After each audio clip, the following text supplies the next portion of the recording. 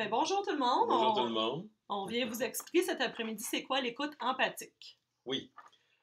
Alors, je commence. Donc, l'écoute empathique, en fait, c'est une technique qu'on utilise entre autres, la personne est à l'étape de se comprendre, puis on l'a souvent dit en classe, la personne, on l'accompagne dans son cheminement, dans ses réflexions. Donc, c'est une technique qu'on va utiliser quand elle se situe à cette étape-là. En fait, c'est comme si on essaie de décortiquer ou de décoder entre le message qu'elle nous livre, ce qu'il y a derrière. OK. Donc, ce qui fait, on va, dans le fond, lier l'expérience de la personne avec les émotions, les comportements qu'elle a, soit ses attentes, ses pensées ou ses besoins, entre autres. Donc, on va lier ça dans l'intérieur d'une même phrase, ce qu'elle vient de nous dire, en essayant de décoder derrière, entre autres, quand on parle des attentes, des besoins ou des pensées de la personne, on va essayer de décoder ce qu'elle est en train de nous dire aussi. Qu'est-ce qui fait qu'on appelle ça l'écoute empathique? Je pense que c'est beaucoup lié aussi à l'empathie. Dans le fond, on démontre à la personne qu'on a une écoute qui est empathique, qui démontre, dans le fond, qu'on a un intérêt pour la personne, qu'on essaie de saisir ce qu'elle essaie de nous dire aussi. Parfois, elle ne le voit pas elle-même ou elle ne le sent pas. Ce qui fait que quand j'utilise l'écoute empathique, puis que je lui exprime, entre autres, ce qu'elle vient de me dire, mais d'une façon différente c'est plus qu'une reformulation puis un reflet, là, on va plus loin encore, ça lui permet de réfléchir, de faire parfois des prises de conscience. Parfois, elle les a faites, ces prises de conscience-là, et parfois, lors de l'entrevue, elle va le faire, elle va, en écoutant comment tu vas exprimer ton écoute empathique, elle va faire peut-être des prises de conscience si elle a évidemment une capacité d'introspection, puis il y a un certain détachement par rapport aux problèmes qu'elle nous raconte. C'est pour ça qu'à cette étape-là, dans le fond, on utilise souvent l'image du miroir, hein, quand on parle de l'empathie, pour montrer à l'autre, dans le fond, ce qu'il vit. Puis quand on fait de l'écoute empathique, dans le fond, c'est comme si on montrait un peu une image de tout ce qui fait partie de la situation que la personne vit, dans le fond. Quand tu dis la personne se sent comprise, c'est parce que là, elle voit soudainement toute son histoire à elle, dans le fond. Exactement. Okay. Puis on ne tient pas juste compte de ses émotions, on ne tient pas juste compte de son comportement, on ne tient pas juste compte de l'expérience, mais c'est l'ensemble qui fait la puissance de l'écoute empathique. De l'écoute empathique, exactement. Peut-être que tu pourrais nous décortiquer avec un exemple, justement, chacun des éléments de l'écoute empathique.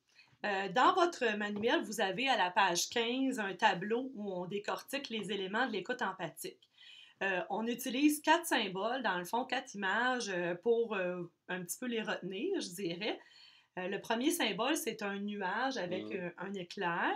Ça, c'est l'expérience de la personne. Ça, dans le fond, vous pouvez faire le lien aussi avec le compte-rendu que vous avez eu à faire dans votre travail numéro 1 aussi. C'est, dans le fond, la situation objective, ce qui se passe. Les faits. Les faits, exactement.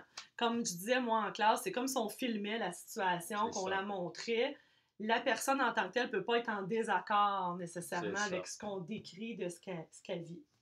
L'exemple qu'on va prendre ici, par exemple, c'est je travaille en équipe avec quelqu'un, puis elle ne m'a pas envoyé sa partie du travail. Ça serait son expérience, dans le fond, juste les faits observables et neutres. Donc, moi, je le reprendrai, en faisant l'écoute empathique, je reprendrai l'expérience. Je dirais à ce moment-là, donc, tu devais faire le travail avec une personne, elle ne te l'a pas remis, ce travail-là. Exactement. Donc, c'est la partie, c'est ça l'expérience. On n'est pas obligé de le faire dans cet ordre-là non plus quand on va faire l'écoute empathique, mais on vous le montre pour que vous soyez en mesure de mieux la comprendre. Tout à fait.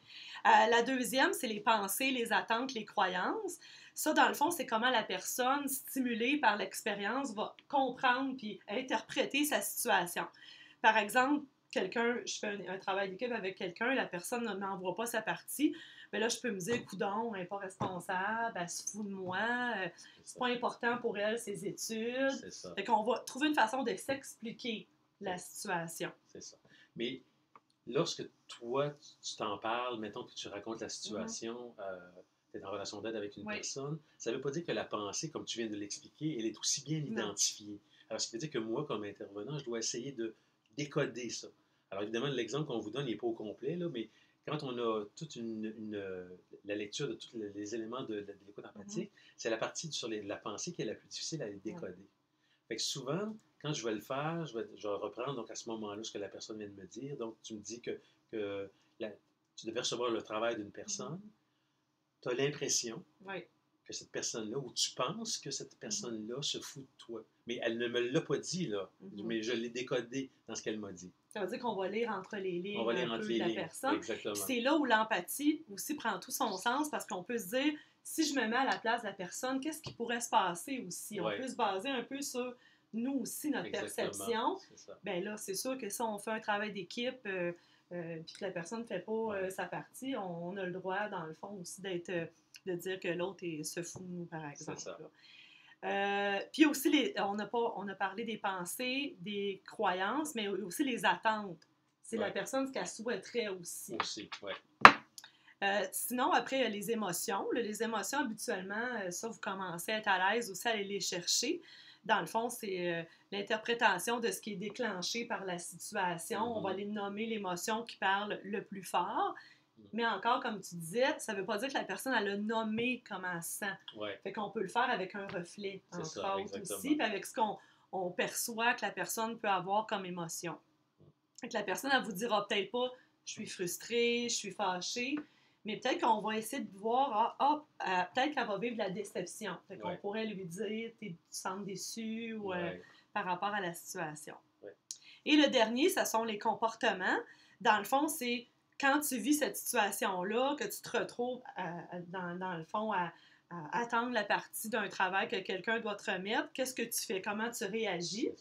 Et je dirais aussi comment tu réagis pas. Aussi. Parce que des fois, tu fais rien. Oui, tu pourrais bouder, par exemple. Exactement. On pourrait bouder. C'est ça. On pourrait pas en parler. Exactement. On pourrait attendre des nouvelles de l'autre. Ouais. Fait que c'est comme si dans la non-action, il y a un comportement en tant que tel aussi. Puis c'est ce que la personne va, dans le fond, fait ou peut-être n'a pas fait aussi dans la situation. Exactement. Fait que si j'étais avec quelqu'un qui avait vécu cette situation-là, puis que je faisais une écoute empathique, admettons que j'enfilerais ce genre d'intervention-là, je dirais, bon, là, tu faisais un travail avec une amie dans ta classe, puis tu n'as pas reçu sa partie. Là, tu te dis, dans le fond, qu'elle se fout de toi, puis qu'elle n'est pas responsable. J'ai l'impression aussi que tu es déçu, tu es fâché dans cette situation-là, puis tu te retrouves à rien faire, puis à attendre un peu de ses nouvelles. C'est ça. Qu'est-ce que tu en penses? Ouais. Souvent, on va aller trouver une question ouverte, peut-être à la fin, ou relancer la personne pour aller chercher un peu comment elle réagit à ça. Exactement. Je dirais aussi, parce que là, on est en train de vous le décortiquer, là, chacun des éléments. C'est sûr que quand vous le faites, ça doit être évidemment plus fluide. Et, je dirais aussi que quand vous expliquez, quand vous prenez les éléments d'écoute empathique, ce n'est pas nécessaire que ce soit les 4 éléments qu'on va retrouver dans l'écoute empathique. C'est important qu'on retrouve soit l'expérience, comme on vient de vous l'expliquer, ou soit encore le comportement de la personne, un des deux. Mais ce qui est important, il faut absolument qu'on retrouve quelles sont les pensées, attentes de la personne ou croyances, et c'est quoi les émotions qu'il y a derrière ça, avec soit le comportement, soit l'expérience. Si on est capable d'aller chercher les 4 éléments dans une seule phrase, c'est correct aussi, évidemment, là, c'est l'idéal. On score fort dans ce temps-là. On score fort dans ce temps-là. Puis ça peut être une façon aussi de faire une synthèse à la fin aussi. Ou de faire le bilan aussi avec la personne. Ça peut être une façon d'aller chercher tous les éléments de la situation. Souvent, j'ai vu ça, moi, dans les entrevues des étudiants. L'écoute empathique, comme c'est une technique qui est plus difficile à faire, des fois, les étudiants vont la faire à la fin aussi de leur entrevue parce que là, ils ont une bonne lecture de la situation puis ça permet de le faire plus à la fin. Fait qu'on ne se précipite pas à faire de l'écoute empathique. Non. On s'entend que c'est un outil très puissant où les personnes aidées vont se sentir énormément comprises, énormément reçues puis validées aussi dans leur, dans le fond, dans leur expérience. Puis toujours à dire, on le fait, on peut l'essayer dans le fond. C'est ça, exactement. Alors, ce qu'on va faire maintenant, on va vous retrouver tout de suite après pour une capsule où on va faire une mise en situation, où on va pouvoir, dans le fond, aller chercher ensemble les éléments qui font partie de l'écoute empathique. Soit, dans le fond, l'expérience, les pensées, croyances et attentes, l'émotion et le comportement. À plus tard!